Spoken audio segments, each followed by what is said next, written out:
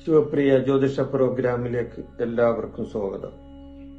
ഞാനിന്ന് പറയാൻ പോകുന്ന ജ്യോതിഷ സംബന്ധമായ വിഷയം, മരിച്ചവരുടെ ആത്മശാന്തിക്ക് എന്ത് ചെയ്യണം. മരിച്ചുപോയാൽ ആ ആത്മാവിന്റെ ആത്മശാന്തിക്ക് വേണ്ടി നമ്മൾ എന്ത് ചെയ്യണം. മരണം നടന്നാൽ 1 വർഷം ആ ആത്മാവ് ഭൂമിയിൽ നിൽക്കും എന്നാണ് നമ്മുടെ വിശ്വാസം. നമ്മുടെ ആചാരമനുസരിച്ച് ഒരു മരണം നടന്നാൽ ഒരു ആത്മാവിന് 1 വർഷം വരെ ആ ഭൂമിയിൽ ചുറ്റി സഞ്ചരിക്കാം എന്നാണ് പറയുന്നത്. 1 വർഷം തികഞ്ഞ് ആണ്ട് ശ്രാദ്ധം കഴിഞ്ഞതിന് ശേഷം മരിച്ച ആത്മാവിനെ ആവാഹിച്ച് സായുജ്യം കൊടുത്ത് പിതൃലോകത്തേക്ക് വിട്ടാൽ അവർക്ക് പുനർജന്മം കിട്ടും എന്നാണ് വിശ്വാസം. ഗരുഡ പുരാണത്തിൽ ആത്മാക്കളെ പറ്റി ഇങ്ങനെ പറയുന്നുണ്ട്.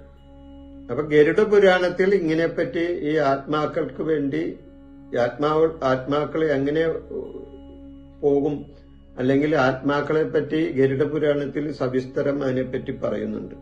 അപ്പോ 1 വർഷം മരണം കഴിഞ്ഞ് 1 വർഷം കഴിയുമ്പോൾ നമ്മൾ ആ ആത്മാവിനെ ആത്മശാന്തി കൊടുത്ത് പിതൃലോകത്തേക്ക് അടക്കണം.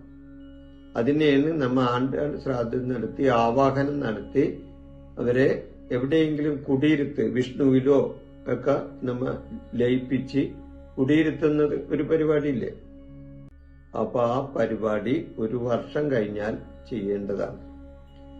എന്നാൽ ഇത് ചെയ്യാത്തവരുടെ ആത്മാക്കൾക്ക് ഗതി കിട്ടാതെ ഭൂമിയിൽ അലഞ്ഞു നടക്കേണ്ടി വരും എന്നാണ് പറയുന്നത്.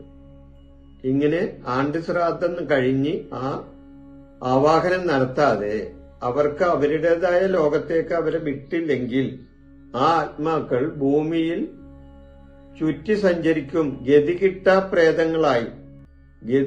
ആത്മാക്കളായിട്ട് ഭൂമിയിൽ ചുറ്റി സഞ്ചരിച്ചു കൊണ്ടിരിക്കും എന്നാണ് പറയുന്നത്. നമ്മുടെ ആചാരങ്ങൾ അങ്ങനെയാണ് പറയുന്നത്.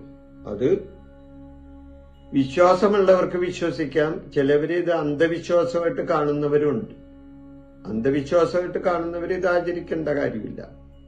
വിശ്വാസികൾക്ക് ഇത് തീർച്ചയായിട്ടും ആചരിക്കാവുന്നതാണ്. അപ്പൊ ഇത് പറയുമ്പോ ഞാൻ അന്ധവിശ്വാസം പ്രകടിപ്പിക്കാൻ പറയുന്ന കാര്യമാണെന്ന് പറഞ്ഞ് ആരും എന്നെ തെറ്റിദ്ധരിക്കണ്ട, അല്ലെങ്കിൽ എന്നെ ചീത്തയും വിളിക്കണ്ട.